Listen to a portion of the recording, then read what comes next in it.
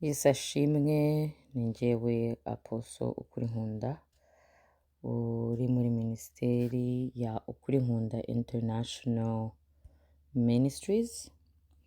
Uyu munsi ni umunsi wa gatatu wo turi kwiga impamvu mbese ukuri kw'Imana mu bigeragezo duhura nabyo, mbese uko Imana ibivuga, uko tugomba kubyitwaramo tutarebye amarangamutima n'ibyacu.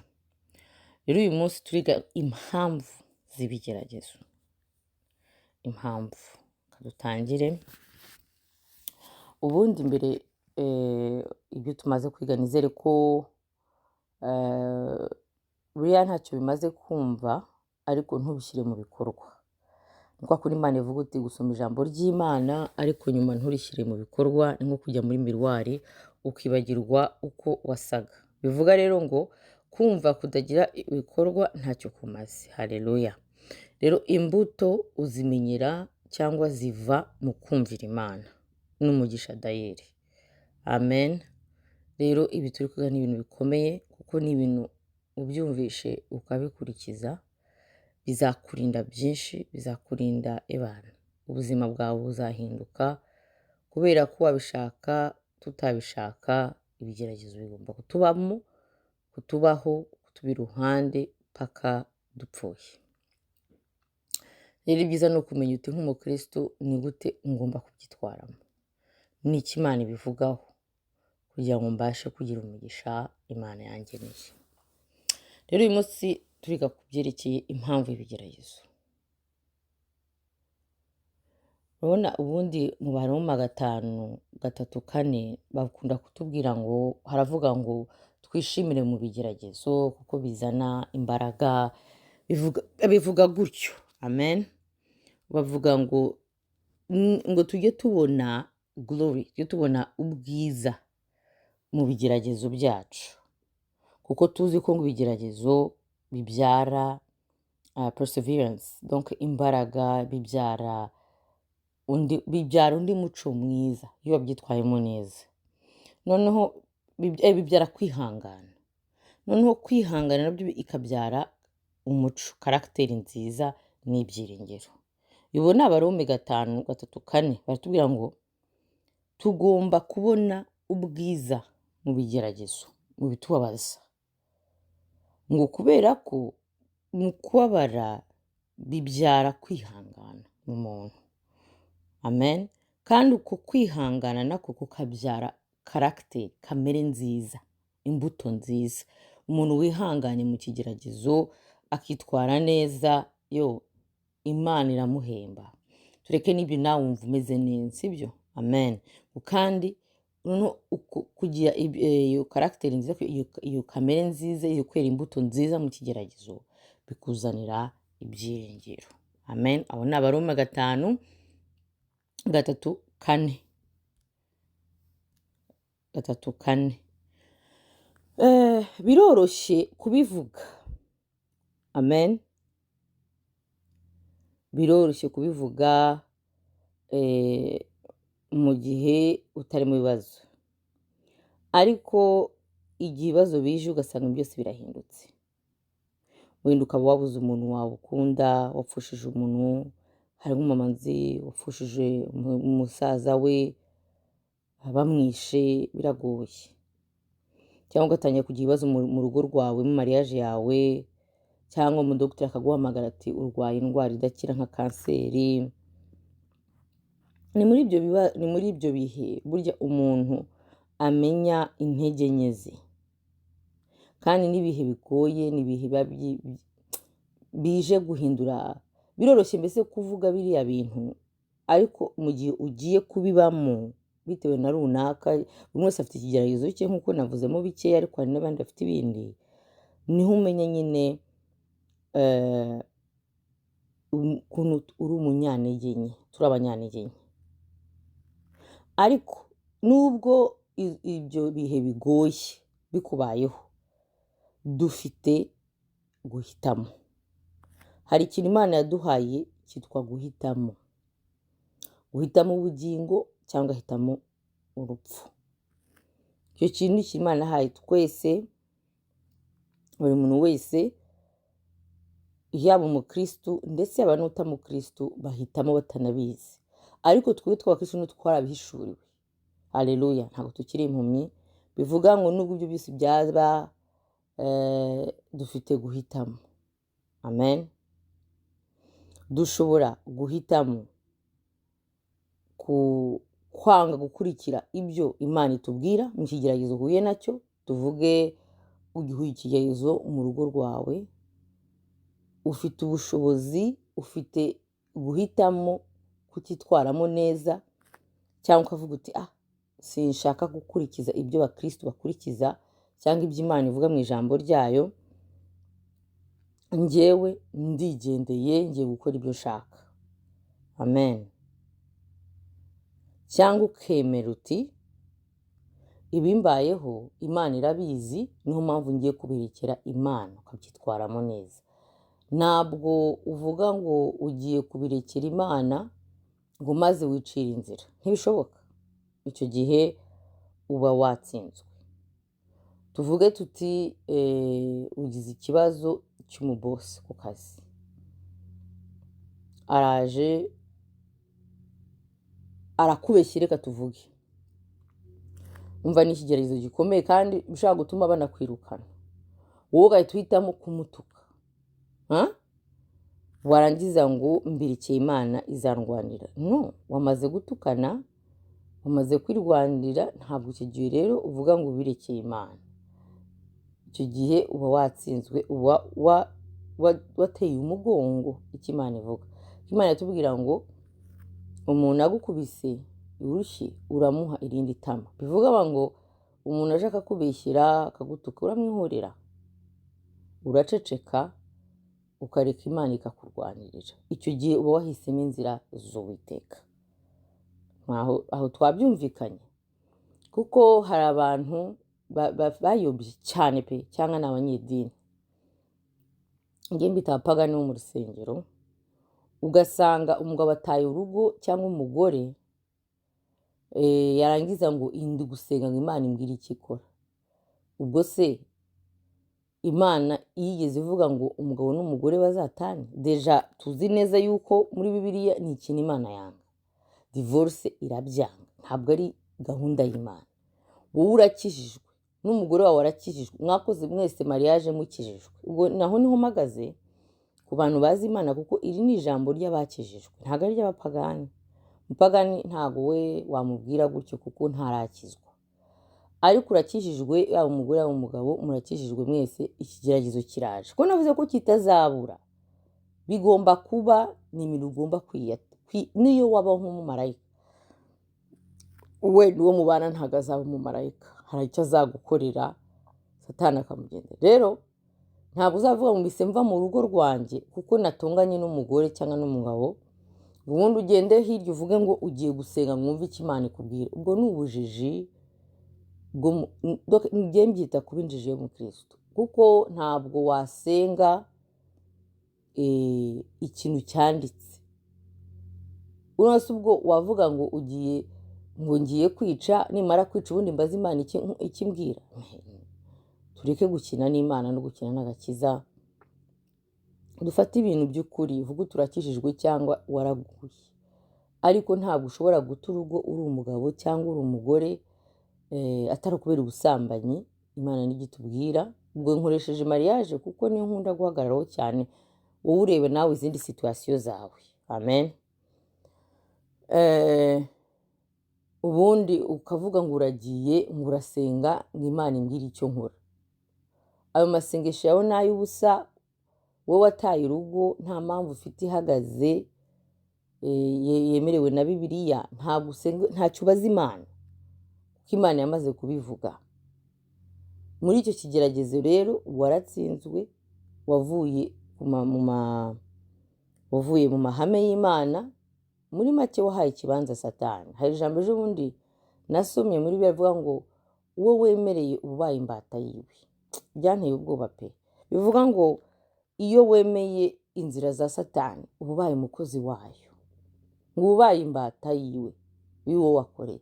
Muri make wowe wameye gukora kuva muri urwo rugo cyangwa donc watukanye na boss uba wabaye imbata ya Satani ako kanya. Kereka wihannye ugasubira mu mahame y'Imana. Ariko ntabwo usenga wavuye mu mahame y'Imana wahisemo inzira za Satani ngo Imana izavugana nawe. Kubwiye iki se? Kubwira iki? Icyo gihe dufite guhitamo. Umenye uti mu bihe bigoye twahuye n'amakuba ayo ari yo yose mu buzima bwacu, dufite guhitamo inzira z'Uwiteka cyangwa tugahitamo inzira za Satani.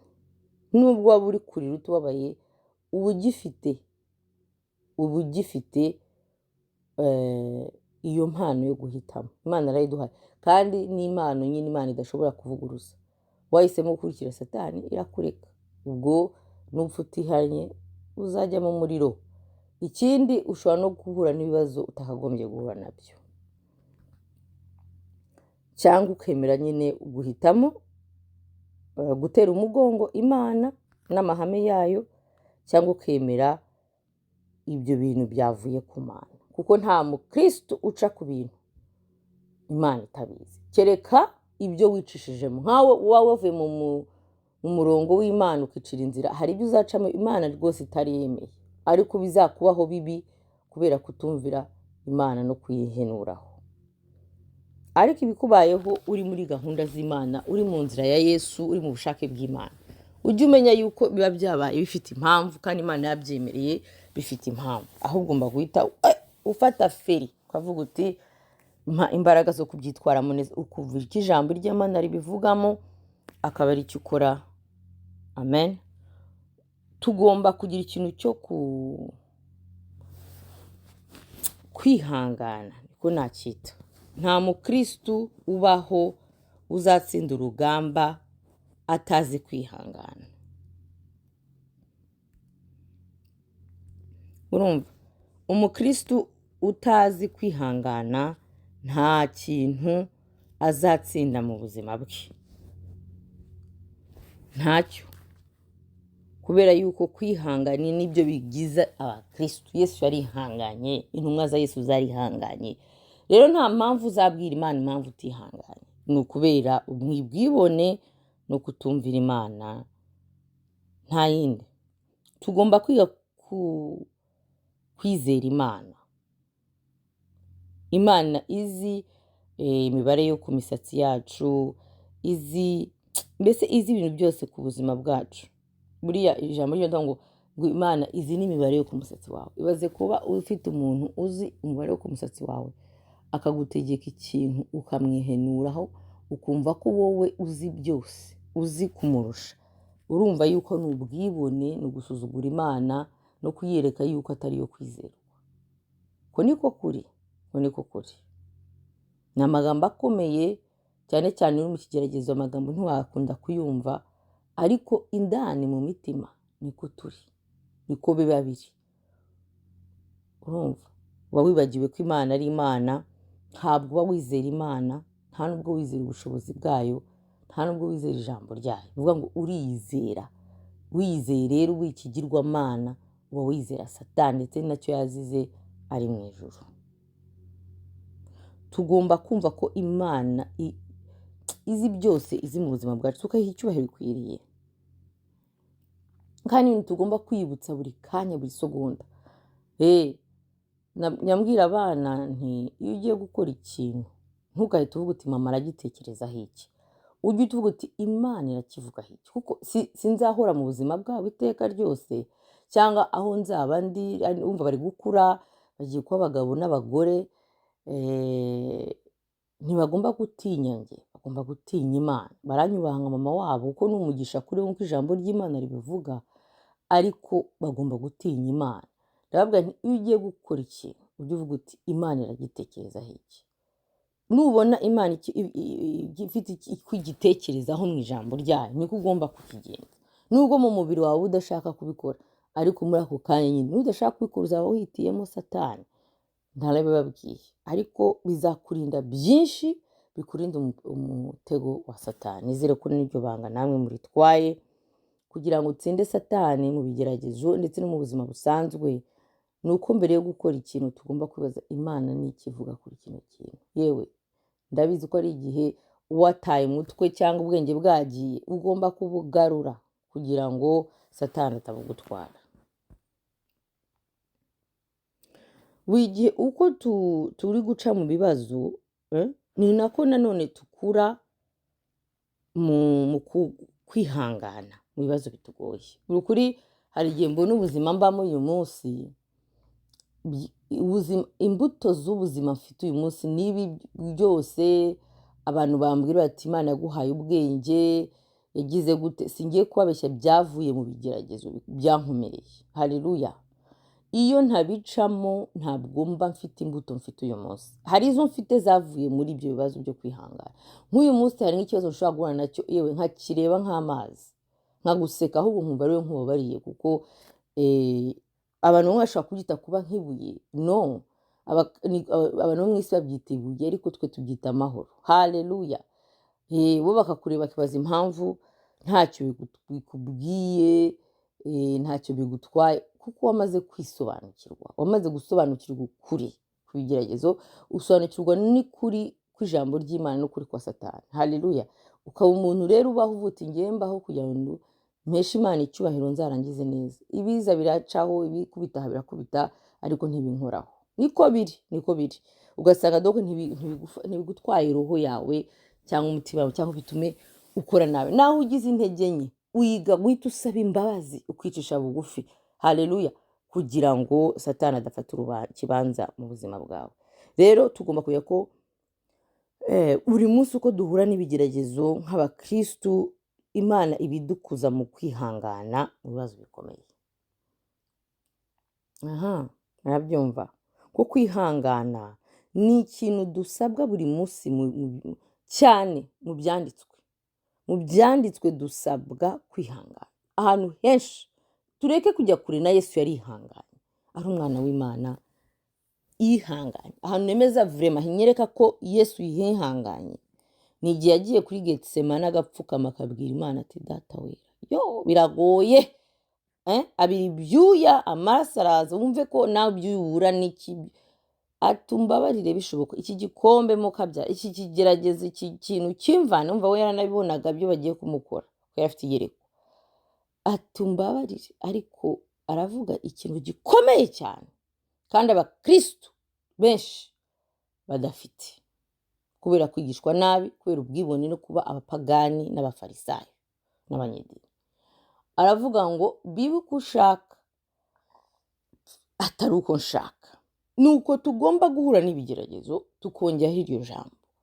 Ikibazo kirabaye mu rugo, Mana, reba iby'umugore ankoreye, reba iby'umugabo, ariko bibe uko ushaka atari uko nshaka. Uko ushaka rero tujya mu ijambo ry'Imana, kavuga ati ukuntu ngomba kwitwara mu kigeragezo niko Imana ishaka, reka mbirebe. Ukabireba, ubundi ugasaba imbaraga zo kubikora, ugakomeza urugendo. Yesu yahise avuga ati Mana, bimbere uko ushaka atari uko nshaka, ngo ako kanya umumarayika ataza kumungeramo izindi mbaraga. Bivuga ngo hari ibigeragezo bishobora kuza mu buzima bwacu bikatugora, Imana ikadusaba, Imana ikatwohereza abamarayika batwongeramo imbaraga. Ariko ntabwo izakongeramo imbaraga wasohotse mu masezerano yawe. Wapi, ntibishoboka. Watukanye, umumarayika azaje kumara iki? Wihoreye, warwanye, ntibishoboka. Amen. Ibyo byose rero ni ibintu tugomba kumva ko icyo dukora gifite ingaruka nziza cyangwa ingaruka mbi, cyane cyane twe tw'abakristo. Amen. Ni ikintu rero tugomba gufataho serious cyane, ikintu cyitwa kwihangana no kubaza Imana ubushake bwayo, ariko ntabwo ubaza Imana ubushake bw'ikintu cyamaze kwandika. Ni nko kuvuga ngo ndi gusambana ngo reka mbaze Imana nimba ngomba kubireka cyangwa kubikomeza. Ubwo ni ubujiji nanone nongeye kuvuga gutyo. Ntabwo ushobora kubaza ikintu cyanditse. Imana amaze ko gusambana ari icyaha. Ikindi ushaka ni ikintu ushaka usenga iminsi 40, 60, 70, ntabwo izagusubiza kuko biranditse. Ahubwo reba igituma utabikora, ni ubwibone bwawe. Amen. Kizwa neza, dukizwe neza, duhinduke, twere imbuto. amen, z'abakijijwe. Ikindi kandi Paul akatubwira ukuntu kwihangana biduha inyungu zo kurema imbuto za gikristo. Umuntu wihanganye buriya mu kigeragezo, umva Imana biterwa n'icyo ari cyo. Tuvuge umuntu yagututse, uramwihoreye, urumva icyo gihe wiza imbuto yo kwituriza, yo kutirwanirira. Amen. Umva ni nyinshi. Umuntu yakugiriye nabi uramubabariye, aho kumugambanira ngo ugende kwihorera. Urumva ugize imbuto yo kwiga kubabarira. Umva nibyo byose nyine Imana itubwira ko kwihangana mu bigeragezo bizana imbuto za Mwuka Wera, bizana karagiteri nziza cyane, ariko biterwa n'uwo twemereye. Nababwiye ko dufite guhitamo, ugahitamo inzira z'Imana cyangwa inzira za Satani. Kandi nanabonye uko tuba mu bigeragezo, tukabibamo, tukabikomerezamo, tuticira inzira, dutuje, tuba abantu bakomeye. Ubu hari ibintu bitanjegajega byinshi cyane. Nta muntu waza kunjegajega ubuzima bwanjye ku byerekeye Yesu. Ariko ibyo byose biva muri ibyo bigeragezo umuntu yaba yaciyemo, Imana ikagenda imukubisa. Noneho aho utsinda n'Imana igushiramo izindi mbaraga, ugatsinda iki ngiki, watsindwa ugasaba imbabazi, ukicisha bugufi. Naho hantu harimo ubutwari bukomeye. Buriya si kuvuga ngo twese ntidukosa cyangwa twese ntitugira intege nke, turabigira. Ariko imbaraga ziri muri wa muntu umenya ko yakosheje, agasaba imbabazi, akicisha bugufi, ubundi agasubira mu mwanya Imana yamuhamagariye. Uwo niwe muhanga uzi ubwenge mu muntu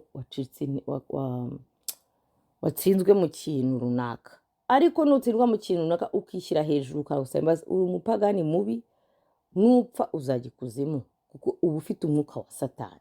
Satani niwe utazi kwicisha bugufi, Satani niwe utazi gusaba imbabazi, Satani niwe utazi kumenya ikosa yakoze. Ujye umenya ko ufite umwuka w'inzoka. Ko ni ukuri. Cyo tubwira abantu bamenye bakizwe. Nimba uri umuntu umeze gutyo, irebe usuzume uvuga uti Imana mbohora. Haleluya. Dukomeze. Kandi ikindi tugira n'ibitekerezo byacu birahinduka. Haleluya. Ibitekerezo byawe birahinduka, ukabona uri umuntu utekereza. None se umubebe n'umuntu ukuze batekereza kimwe, ni kimwe no mu gakiza. Ntabwo ukijijwe uyu munsi azajya gutekereza nk'uwa wundi maze imyaka ingaha ariko agenda mu bigerageza akabitsinda, mu bigerageza agakurikira Imana. Uwo muntu ntabwo wamugereranya n'umuntu ugikizwa, sibyo? Rero bituma dukomera no mu myumvire yacu. Kandi n'abantu buriya baciye mu bintu byinshi, ntabwo ushobora kubayobya, ntabwo wapfa kuyobya, nta wapfa kukuyobya. Hari abantu bakubwira bakagira ngo barabwira nk'umubebe. Nkanjye reka mvuge ukuri, nkunjye nararongowe, mfite abana. Urumva ntabwo, hari igihe usanga abagabo mubare ndashiramo kano kantu, ugasanga nk'abagabo, nk'umugabo, okay, nkamvuge nka example gutya. Ntabwo umugabo ntiyatereta kimwe umugore wagize urugo bikanga, wabyaye, waciye mu gihezo, ntiyamutereta kimwe n'umukobwa ugishaka. Umukobwa ugishaka utarabyara ntabwo wamutereta, abo bantu babiri ntabwo babatereta kimwe, kandi ntabwo bagusubiza kimwe.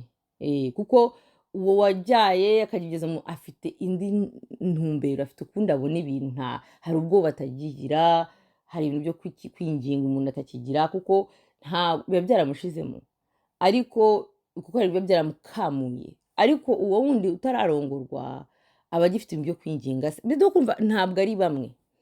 Abo ni abakobwa, ni abadamu, umwe n'umukobwa n'umudamu. Nubwo ushaka kumurambagiza nk'umukobwa, ariko ujye umenya ko uri kurambagiza umudamu. Kandi umudamu noneho washatse bikanga, uva n'umudamu ufite experience ibintu byinshi. Ntabwo ari umuntu wajya kuvuga ngo niyo mwabana ugiye kumufata nk'umukobwa ukirongorwa, wapi ntagaruka bigenda. So ni ukumenya rero ubwenge, twumva ko n'abantu baciye mu bigeragezo icyiza cyabyo ntabwo umuntu apfa kubashuka, amen, cyangwa bagende ngo ku marangamutima y'abandi, oya. N'abantu bashobora kwihangana mu bigeragezo byinshi kubera ibintu baciyemo. So mvuga ngo ariko nanone ndi kongeraho kubicamo neza, kuko hari abaca mu bigeragezo cyangwa mu bibazo ariko bakabicamo nk'amabandi, bakabicamo nk'abanyabyaha. Abo si bo mvuga rwose, njye ndi kuvuga ba bandi bihanganye bakomeza kurwana intambara z'abasirikare ba Yesu. Umenye uti hari ikintu cyiza kikuvamo, hari Imana ibiri kudukorera muri twe kugira ngo tuzagire itsinda. Haleluya. Kandi kweri tugakira, tukaba abantu bagenda bafite imico myiza, bafite karagiteri, abantu bafite intego, umuntu udapfa kujya mu bintu bidafite shinge na rugero, kuko Imana irazika kugira umuntu muzima, umuntu uhagaze muri wowe neza. Simvuga ibintu bizima bifatika, no. Iyo mvuga ibintu bizima, mavuga ibizima muri wowe. Haleluya, amen. Rero tubyumve ko ari nka gift. Gift mu Kinyarwanda sinzi ukuntu nayita, ari nka kado Imana ibiduhaye. Haleluya. Biragoye ibi bintu ndi kubabwira, ni nk'impano Imana ibiduhaye. Ibigeragezo ni impano Imana iha umukristo pe. Biragoye kugira ngo tubyumve, kandi ubabwira hano si uko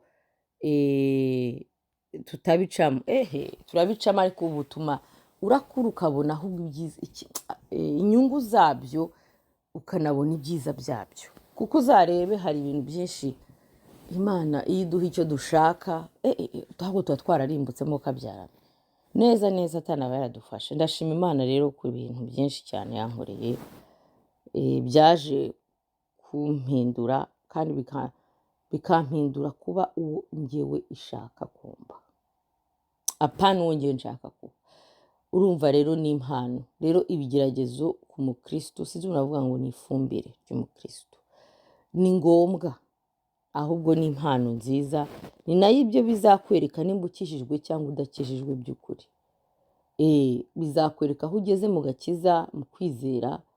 Nimba uri umunyedini, umufarisayo, uri umukristo ukijijwe by'ukuri, uri disciples, intumwa ya Yesu, uzabibona mu mico yawe, uzabibonamo ukuntu witwara mu bibazo bikugezeho. Amen. Kandi nubwo bikajya kuvuga ko ituma bizana ibyiringiro, aho nasomye muri Baroma.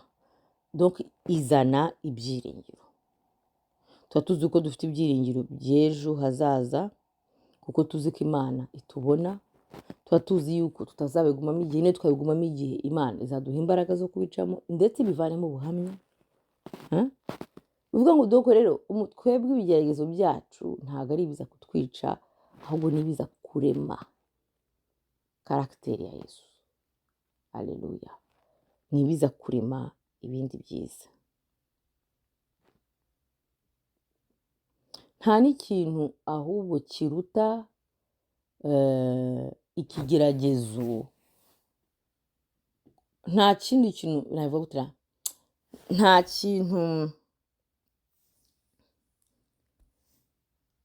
kintu mbese kirusha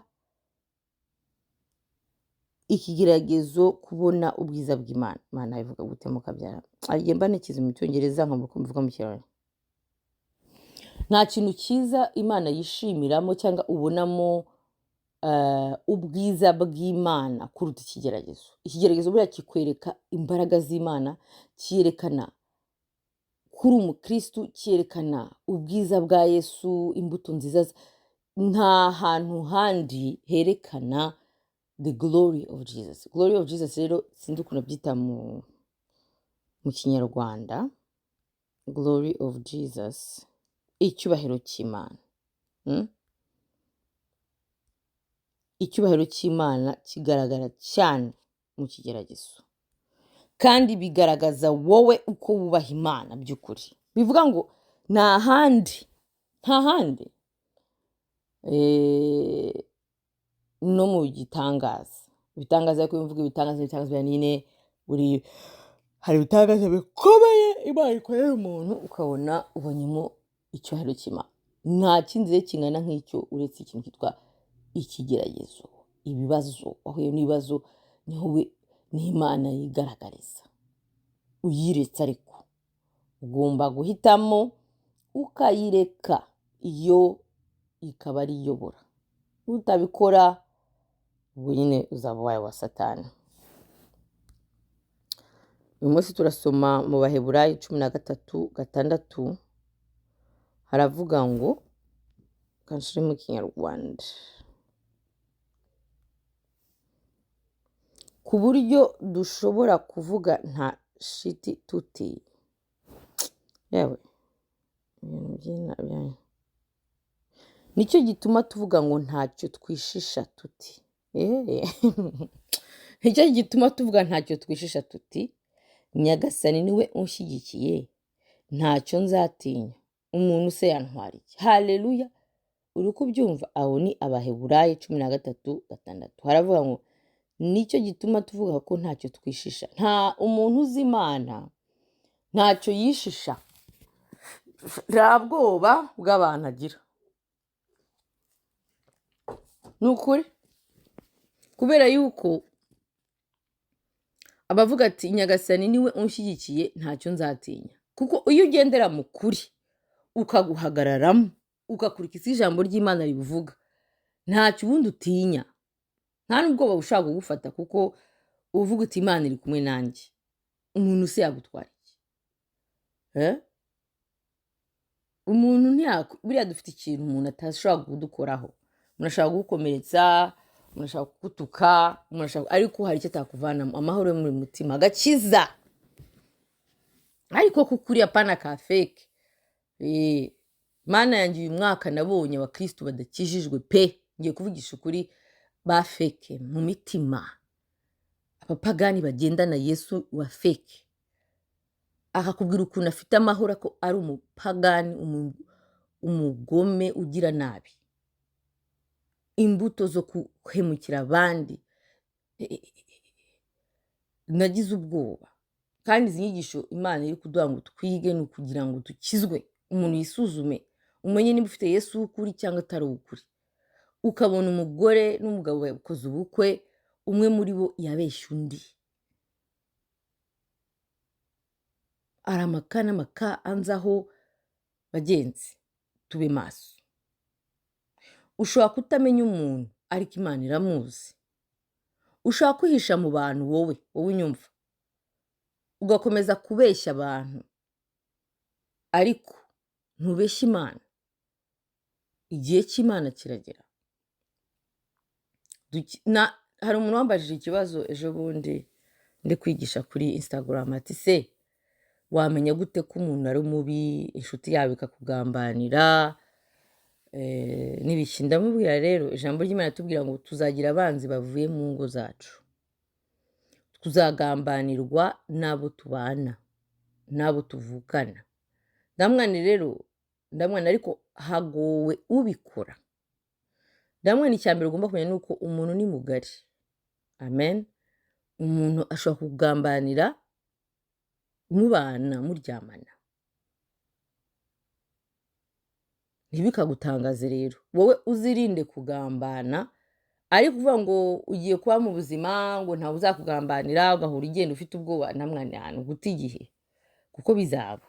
Abantu bafite imitima itandukanye pe. Hari ba Yuda bari mu rusengero, bireba batareba abandi, bafite iraha ry'ubuzima, akareba inyungu ze. Ni umutima mubi, umutima w'inzoka, umutima wa Satani. Ndamwana we ntiwababura, baba mu miryango, baba mu bantu babana nabo, bazi kwiyoberanya. Na Yuda yiyoberanya. Ndamwana rero, ikibazo si uko abo bantu bahari, ikibazo ahubwo wowe nizere ko utari we, kuko handitse ngo ibyo ntibizabura, ariko hagowe uzabikora. Rero uvuga ngo ntugenda ushishoza buri gihe ahantu hose, ntiwamenya umuntu. Wowe kora icyiza, wigendere. Uw'Imana izashaka kubwira ngo mwirinde izabikubwira, kuko uzaba ufite ubusabane bw'Imana. Nawe hari n'ibyo Imana ireka bikaba bifite impamvu. Rero tuza ahubwo ukizwe neza, wirinde kuba uwo muntu, ubundi Imana izakurinda. Rero naho Imana ivuze ati ubundi ntago tugira twishisha wapi, kuko tuba tuzi ko Imana iri mu ruhande rwacu. Umuntu yagutwara iki? Ntugatinye umuntu rero, ujye uvuga ukuri, uhagarare mu kuri, unahanura uhanura ukuri, kuko uba uzi ko uri guhanura Imana ikumva, kuko kandi n'amagambo uvuga irayandika. Nushora umuntu gukomeza gukora icyaha, umuntu uko ari inshuti yawe, wapi, ibyo ntabwo ari ugukizwa, ubwo ni uburyarya. Nta mukristo w'indyarya. Abakristo baracyaha, abakristo baracyaha mu rukundo, ukabwira umuntu uti no, wakoze nabi. Nk'umukristo ntabwo umeze neza, ibikora ntabwo ari byo, ukabihagararaho unashaka kwanga cyangwa gukunde. Ibyo ntibikureba, ntabwo twamagawe gukundwa n'abantu, kandi kubivuga ngo umuntu wese yantwariye, wapi, uhagarara mu kuri, bakwange cyangwa bagukunde, ariko ukundwe n'Imana. Haleluya, amen. Dukomeze. Zaburi 23:4 iravuga ngo nubwo nanyura mu gikombe gicuze umwijima, nta kintu cyantera ubwoba. Umukristo uhagaze neza nta bwoba, ngo nuko boss yakubwiye ngo nudakora iki ngo arakwirukana, abikore, ariko uhagarare mu kuri rwose. Ngo nutaryamana nanjye, ubwo ndakoresha ibintu ngenda numva hirya no hino, kandi by'ukuri uri umukristo ashaka kugujyana mu cyaha, ngo nutabikora arakwirukana. Mureka kwirukana, akazi se kava kuri we, akazi kava ku Uwiteka. Ntabwo ugomba guha umuntu ikibanza cy'Imana ngo ugihe umuntu, umve kubayeho kubw'umuntu. Abantu bigisha abantu cyane, igihe birambabaza, ugasanga inyigisho ye ni ku bantu, abantu baramukomerekeje, yaraboze, ntabwo arakira. Wapi, twahamagaye kuvuga Yesu. Nta mwanya w'abantu rwose, bakora ibyo bakora, twe turakorera Yesu. Amen. Rero ngo umugabo aragutaye, ngo ubuze umutwe, wapi, senga witurize, Uwiteka afite uko azabigenza. Ngo umuntu arakwanze, ngo kuko wamubwije ukuri, no, sindi indyarya nkawe, sindi inzoka, ngenda akijijwe, ngomba kukubwiza ukuri, niko ugomba gukora. Ngo tukifatanya nk'abakobanyi. Erega abakobanyi si abapagani bo hanze y'urusengero gusa, hari abapagani bicaye mu ntebe basenga amanywa n'ijoro, bavuga mu ndimi, ngo ni intama inyuma, ngo ariko indani ni wolves, ibirura. Rero shishoza, urinde agakiza kawe, urinde ibyawe, ugende wenyine ariko ukiranutse, ntacyo uzaba, kuko wowe uhoraho uba uri mu kumwe nanjye, uranyobora ukanandengera, ibyo nibyo bimpumuriza. Haleluya. Umva, uyu ni umukristo uvuga ngo niyo yaca mu gikombe gicuze umwijima, ntacyo azamutera ubwoba. Ariko itazamutera ubwoba, umva ni impamvu niye, nuko ari Imana ye, ibiri kumwe nawe buri gihe, kandi uyu muntu yemerera ko Imana imuyobora ikamugendera. Ibyo nibyo bimuhumuriza. Urumva, uyu ni umukristo uyoborwa n'Imana, uvuga rino jambo. Ariko ugasanga kubera abanyedini kuri twigishe nabi, wowe uri umupagani mubi wo mu rusengero, ntiwera imbuto, kora nabi, ugira nabi, ariko urasenga niwe ugira imbere, warangiza ukagenda ngo nubwo nanyura mu gikombe cy'umwe nta kintu nzaba. Ntacyo uzaba, uzakiba, kuko ntabwo Imana ariyo ikugenderera. Oya, Imana ntigendana n'abantu babeshya, abantu indyarya zo mu rusengero, ngo Imana bibatera iseseme. Ikirenge kimwe aha kindi aha, umenye uko utera Imana iseseme, ntiri kumwe nawe. Ihane uve mu mafuti. Bagenzi mbabwira ni ukuri, kandi ashima ni ukuri, Imana yamfunguye amaso. Tugomba gukora attention, tukisuzuma. Rero wowe ugenda neza, wemera ibigeragezo, ukabyitwaramo neza, najya nkubwire ngo ntukagire ubwoba, Uwiteka ari kumwe nawe.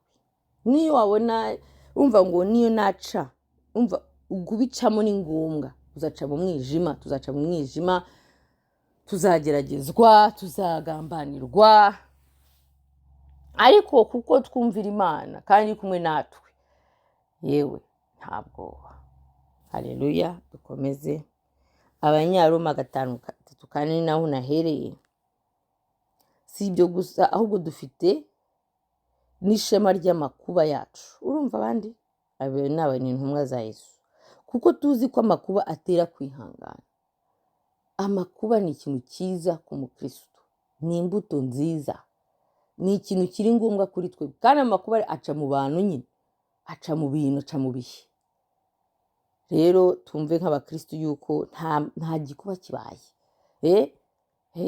Hari ukuntu tujya mu bigeragezwa tangira Imana ntiyabikora, kuki zitabikora? Iryo jambo riransetsa cyane. Ugasanga nk'umuapotre arasenze ngo nabwiye Imana. Hari nk'umukozi w'Imana yize kuvuga ngo yararwaje mama we, nimba ari papa we simbyibuka, gusa ngo abwira Imana ngo naramuka apfuye ngo byose bihite bihagarara, ngo Imana iramukize. Yewe umva amasengesho y'ubwibone, urinde se abandi ko babapfusha babaye kandi banera imbuto kukurusha ko basenze Imana ikabatwara. Byose ni ubuntu, ntacyo uri cyo cy'igitangaza ku buryo Imana igomba guhindura ijuru ryayo ku bwawe. Tuza uce bugufi, wumve ko Imana ariyo ikwiriye icyubahiro, ugiye no kwisabusaba wicishije bugufi, uvuga uti Imana ngirira ubuntu, mama wanjye akomeze abeho, kuko abandi bapfushije si uko ari babi cyangwa Imana itabakunda, oya, cyangwa Imana itari fidele. Bitagute fidele mu Kinyarwanda? Faithful.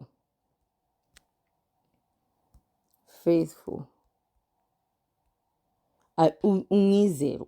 Imana niyo kwizerwa mu bihe byose rwose. Si uko wasenze ntiyumva amasengesho yawe bivuga ko Imana atari yo kwizerwa. Nimba uri umukristo utekereza gutyo, ntabwo ukijijwe, uracyari mu marangamutima. Vayo, uzi ukizwe neza, wakira ibyo Imana iguhaye ku isahani, nk'uko Yobu yavuze. Ureke kuba umupfapfa nk'umugore wa Yobu. Umugore wa Yobu yaravuze ngo amaze kubona ibintu bye, abana, ndamwumva, ndi nyina, mfite abana nkunda cyane pe, ni umunsi umwe barapfuye. Ariko birashoboka. Yobu yatweretse uko bishoboka ko hari ushobora gupfusha byose kandi akiranukiye Imana. Imana yari yabonye, mbabwiza ukuri kw'ijambo. Imana nayo ubwayo yatanzeho ubuhamya kuri Yobu. Bivuga ngo Yobu nta mpamvu yari afite yo kugira ibyo bibazo, kuko yari akiranukiye Imana.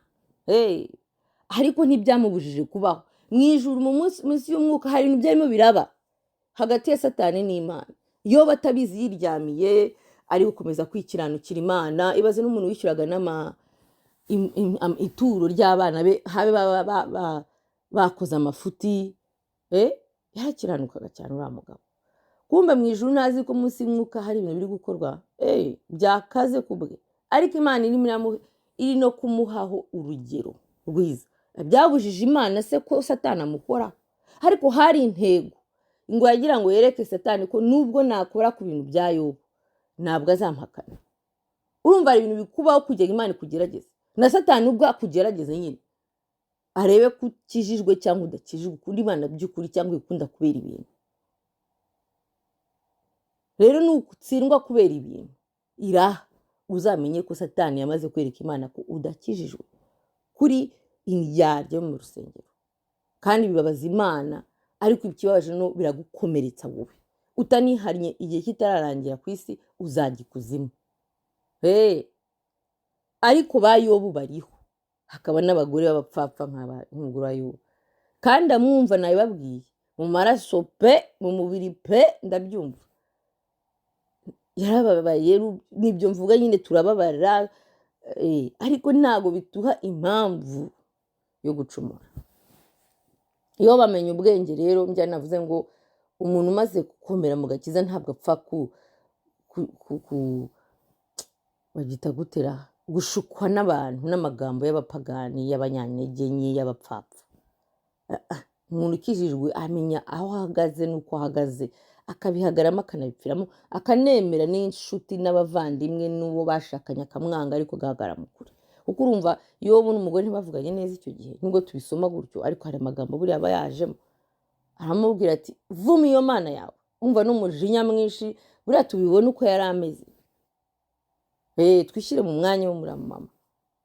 Haramura ati ayo ibyo uvuga nta bupfu, mva imbere nawe. Imana itanga iratwara. Wowe wizera Imana itanga gusa umenye ko ufite gospel y'ubupfu. Ntabwo ibyo ari ijambo ry'Imana. Imana ifite gutanga no gutwara uko ishaka kandi. Urugero tugomba kugera mu kuyubaha Imana ni ukuyumva nk'Imana. Twumva ko izi byiza bitugomba, kandi ibyiza ari ibyiza bishobora kukubabaza ariko ari ibyiza ku Mana. Iguha ibyo ukeneye bidukeneye. Rero Yobu arimo yarakiranukiye Imana, wowe ugasanga ahubwo ntunakiranukira Imana nka Yobu, ukiha kuvuga ati ntiyabikora. Urinde twicishe bugufi imbere y'Imana, tuvane ayo magambo y'abapfapfa mu kanwa, tuvane ubwibone, kwishongora ku Mana. Turakabije. Tugarure igitinyiro ku Mana, tuyubahe. Ibyo uguhaye ubyemeye, bitaguhaye duceceke, tuyinginge. Yitwa nde? Aburahamu yagiye kwinginga Imana, atubonye se babiri basi wareka Sodoma Gomora? Arimo aravugira nde? Mwene wawe. Ntiyagira ngo wikwica Sodoma Gomora kubera yuko hariyo murumuna wanjye. Ibyo se bivuze iki ku Mana? Yagiye gahoro Aburahamu avuga ati Sodoma Gomora harimo 10, Imana irababura. Ariko ubwo wumva umugabo uri gusaba ni umugabo ukiranukiye Imana nawe. Ni umugabo Imana yagerageje imusaba umwana we. Umwana yari yararindiriye, inyuma Imana irihindura gahunda iti rero sasa mumpereze mwice kandi umwicire. None Aburahamu yaragiye bati nimbura Imana y'ukuri ubuse ni ibiki kweri? Donc ibi bintu by'imyuka y'ubwibone no kwishongora ku Mana twigize ibintu bikomeye, kuko abadayimoni bajya kutwigisha batubeshya, baje kubeshya itorero. Ariko ndashima Uwiteka aje ari gukubura itorero.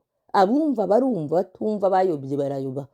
Ngo uko birimo neza, ijambo ry'Imana rivuga gutyo, n'uwabivuyemo bivemo neza, agende nta kibazo, ntacyo ijuru rihomba. Ni agakiza kawe, nakawe pe, n'ubugingo bwawe. Imana yumva Aburahamu kuko nawe yari yamugerageje. Wowe uvuga nabi, uratukana, ntuwumva, nta mbabazi, n'ica bugufi, warangiza ngo ni gute? Hari amasengesho abantu basenga ukumva ukavuga ati Imana irihangana kweli. Nicyo nkundira Imana nyine. Ariko twige kwicisha bugufi, ukumva ko icyerezo kikugezeho ukagisimbuka ari ubuntu bw'Imana. Ntabwo Imana ikugomba ikintu wapi. Kandi aho bikunaniye ntuzitire uvuge ngo ndi umuntu. Hari abantu babishoboye, uzavuga uti natsinzwe. Hari umuntu ejo bundi wavuze ubuhamya ankoraho cyane kubera ijambo yavuze ati naratsinzwe aha.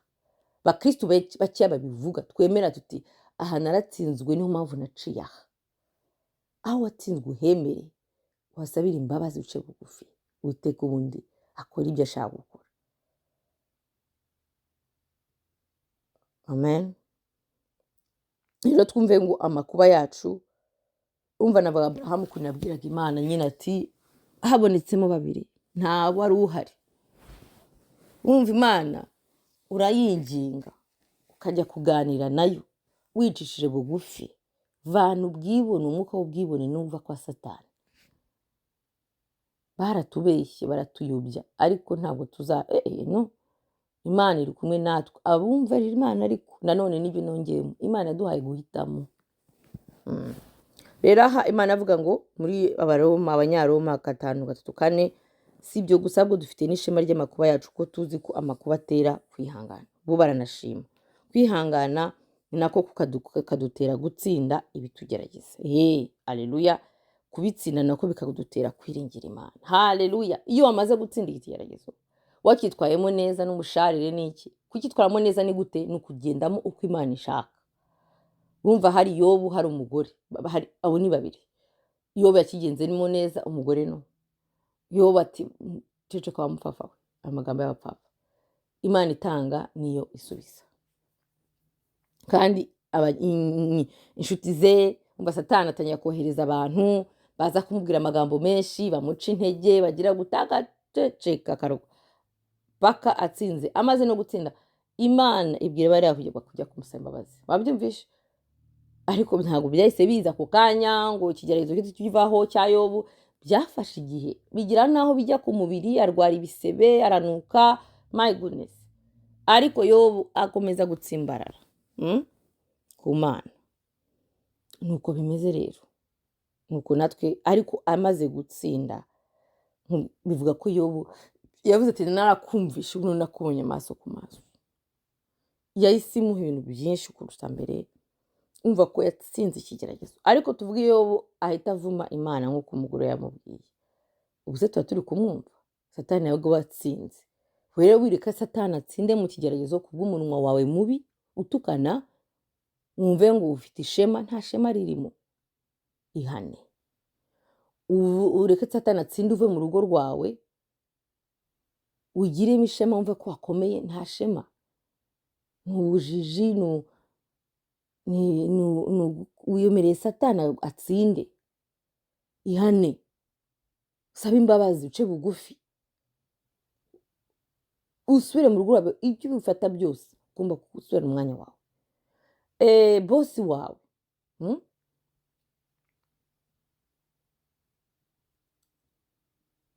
arakubwiye muryama, nawe uremeye, baguhaye promotion, ugenda ushima Imana imbere y'abantu ngo Imana yampaye akazi, meze neza, kandi uri gukorera Satani. No. Utsinda ni wa wundi bazirukana, agasenga ati Imana nawe baranyirukanye kubera wowe, kubera nifashe neza, nyuma akazajya gushima Uwiteka yamugororeye. Ariko ntituzi ryari, hari gifata ukwezi, umwaka, ikigeragezo ni Imana ikigenera igihe, ntabwo ari twe tukigenera igihe. Amen. Nicyo tuzi ni kimwe nuko mu makuba tugomba kuba dufite ishema, kuko tuzi ko aje kugira ngo atwigishe kwihangana, kandi bikadutera gutsinda. Amen. Uvanamo ubwenge, uvanamo inyigisho zikomeye cyane. Ikindi bikadutera kwiringira Imana kurushaho. Haleluya. Haleluya, haleluya. Umva rero mu nyigisho twigishije uyu munsi, umvishe impamvu z'ibigeragezo. Nuko biza kudutera imbaraga, bituvanamo kamere nziza, kandi bituma twiringira Imana kurushaho. Amen. Nimba rero wirebye ukavuga uti Imana nkeneye imbaraga, hari aho nsinzwe, ipfukama aho uri hose mu mutima he, usaba Imana imbabazi. Turacyari ku ntebe y'ubuntu. Yesu aracyari ku ngoma y'intebe y'ubuntu. Urebe uvuga uti aha ndumva narakoze nabi, naravuze nabi, naritwaye nabi, Mana mbabarira. Ubundi ukora igikwiye, ikikubwiye, cyangwa nawe uzi cyanditse muri Bibiliya. Ntabwo ushaka kuba waratutse umuntu wumva yuko wagize nabi, ugusabye imbabazi urihannye imbere y'Imana, ugomba guhamagara umuntu ukajya kumusaba imbabazi. Ntabwo wicara uvuga ngo ndarinda Imana imbwira icyo nkora. Ikora iki kikubwira ngo mbere yo kuzana ituro banza ujye gukemura ikibazo na mugenzi wawe, mbere yo kuzana isengesho genda. Umva ni ibintu byumvikana. Amen. Ubundi umuntu uraha ufite, ushobora gusenga uvuga uti Imana iguha imbaraga, ukavuga uti Imana urakoze kubw'ibigeragezo unshishamo, kuko wifuza kumera nka Yesu. Mana umfashe, udufashe tugire kwihangana, dukure mu tugerageza, kandi tugire igihe tubonemo ibyiringiro muri wowe. Mana duhe kwizera ko muri twe uri kudukuza ngo tube abantu bazima, abantu bakomeye mu bigeragezo. Urakoze ku bw'ubuntu bwawe. Iyo ncitse intege ndagushima ko uzabana nanjye kandi kuzankomeza. Mu izina rya Yesu Kristo tubisenze twizeye, amen. Imana ibane namwe, Imana ibakomeze. Yari Apostle Ukuri Nkunda wo muri Minisiteri Ukuri Nkunda International Ministries. Ushaka kwifatanya natwe mu nyigisho wahamagara 1-612-665-361-3. Mbisubiremo 1-612-665-361-3 kuri WhatsApp, ukandika message ivuga ngo ndifuza kwifatanya namwe mu nyigisho. Kandi muzipartage, mushaka kuba mufite abantu cyangwa ahantu batari muri groupe ariko ushaka kubona bashobora gufashwa n'izi nyigisho, muzipartage rwose nta kibazo. Ufite ikibazo runaka, kwihana, kwakira Yesu, nabwo yanyandikira mu gikari muri iyo kuri namba tukabiganiraho. Imana ibaha umugisha. Iyi ni partie 3. Wifuza amaparti yose kugira ngo yahe umuntu, nabwo wambaza. Imana ibaha umugisha. Turacyasigaje nk'amaparti 7, ko navuze ni parti 10 zo kwiga uko Imana ibyumva, uko Imana itubwira kwitwara mu bigeragezo, mu bibazo duhura n'inosi nk'abakristo. Murakoze. Shalom, shalom, amen.